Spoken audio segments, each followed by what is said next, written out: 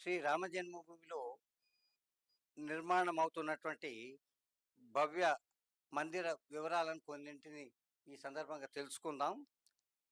ఈ మందిరము నాగర శైలిలో మందిర నిర్మాణం జరుగుతున్నది. మందిరం పొడవు తూర్పు పడమరగా చూస్తే 380 అడుగుల, వెడల్పు 250 అడుగులు, ఎత్తు 161 అడుగులు ఉంటుంది. ఇది 3 అంతస్తుల్లో నిర్మాణం అవుతున్నది. 3 అంతస్తుల్లో ఈ యొక్క మందిరం నిర్మాణం అవుతుంది. ఒక్కొక్క అంతస్తు 20 అడుగుల ఎత్తులో ఉంటుంది.